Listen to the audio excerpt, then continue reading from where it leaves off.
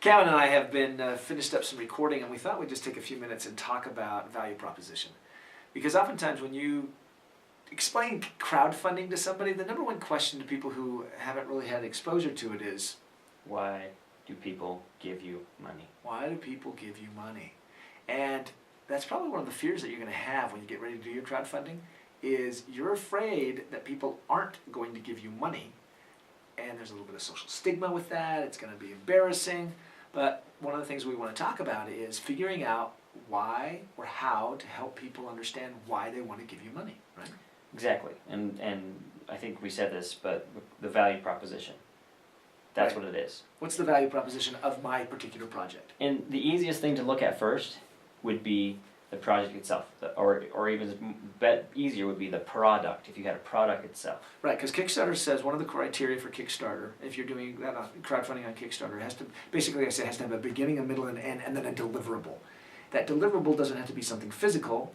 It can be something like a party or a play or something like that, but it has to be something at the end that's definable and deliverable. Yep. So that's what you're referring to, is the product itself. Whatever it is that you're making, what's the value of that to people? Because that's the ultimate, that's the main goal, is to say, okay, at the end of the day I have a deliverable, who's going to find this valuable other than myself? How do you figure that out? Well, I would suggest you should probably know your audience. Is your audience just you because you happen to really, really like sword fishing in lakes? I don't know, something very specific? Right. Well, another way, so one of the first steps of research that you should do is go see if anybody has done a crowdfunding project like that one before. Already, yes. And how much money did they raise? Mm. And don't look at the outliers. And what I mean by that is, oh look, this project is just like mine and they raised $2 million. Woohoo! Don't do that. Look at the majority. If there have been several projects, what's the majority of what they're raising? And then get a sense and feel for that. It's just a guide, because we've seen a wide range by a factor of 10. The same concept, same project will have a $300 funding, $3,000 funding, and a $30,000 funding. So just pick something that you think is very similar to yours. It's a good guideline, and at the same time, don't be disheartened if there's nothing, but make sure you're not dreaming in the clouds too much, and you're going to set yourself up for failure. That's right. So after the project itself, though, there becomes these other less tangible reasons that people will back your project. Okay, so for example, we just recently did a Kickstarter project, Funding the Dream Across America, a documentary, road trip, where we drove across America. And we've taken some notes, and we've been working from a script, and I just wanted to share that from you. And I've kind of lost my place here. I think it's the top page. It was the top page. Oh, goodness me. Page 3. Page 3. And what we did is we sat down and said, why did people back our project? What was the interest at that level? And our project was doing this documentary, going out and talking to people. And one of the first things is that we just got feedback from people that said they were thrilled just to be part of it. Kind of a proxy type excitement. Not everybody can just say, guess what, we're going for what? Did we go 2 weeks or 1 week? 2 weeks. 2 weeks. 5,700 miles. Not everybody could just take 2 weeks and jump in a truck and drive across country. Yes, it was kind of fun for those who were kind of locked in their cubicles, that they just thought, hey, this is fun. And we got some backing from some of those people. That was enjoyable. Other people saw it as an opportunity for them to get some exposure for their own projects. That was one of the things that we did, is that we wanted to cover other crowdfunding projects, and so we had people be very generous at backing some of those projects that allowed us to go and cover their project. Disaster Looms and Eric Salyer's Disaster Looms from Break Reality Games was our biggest backer. And all the things that we offered, obviously the product is coming, and all these things support that.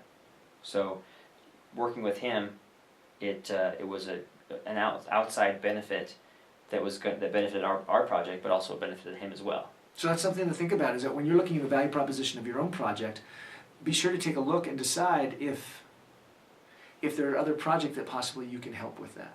And so that's something to think about. There were some groups of our backers who just wanted to be heard. They just wanted a chance to talk and tell their story, or to say what they wanted to say about crowdfunding, and that was something that we were able to do. Also, Funding the Dream is a podcast that's been around for about a year. We're real close to 100 episodes, and I've got a lot of feedback from people who've got a lot of benefit out of that podcast. Mm-hmm. People came to us and said that they felt this was a way for them to give back for all the free benefit that they had received. It was a small gesture for them to return that favor. So when you're developing your own crowdfunding project, you might want to take a look then at ways that if you've taken the time and built the audience and done a lot for other people, you know, the bread upon the waters type concept, where now it'll come back and then people will be very generous, or even slightly generous, to help you because you helped them.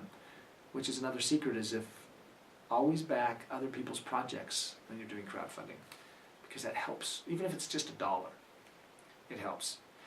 Let's see what else. And the last one was that people felt that I was a method for them to get their message out, and that what I've been doing, what you've been doing, what we've been doing together is helping people, and they wanted to continue to help people. So I think what the most important thing to do is to think about, obviously the obvious thing is if you have a tangible product, or not tangible, whatever your project is about, your deliverable, but then make sure you are using your imagination and bringing to light all these other right. Values that people can receive by being involved with your project. Because sometimes people won't see them, and through your video, through your comments, through your project updates, make sure that your people are seeing and backing levels and are aware of these different areas that they can, if they don't necessarily care about the exact end product, but they really enjoy the message you're telling because they have a similar experience in their life. Yeah, make them aware of that so they can receive that kind of value by benefiting you. So those are some of the things that you can do when you're building a value proposition of your project. Sit down and think about it from different angles, and we've given you some examples that you can think of. So we appreciate you taking some time, as we just thought we'd share a little bit. See ya.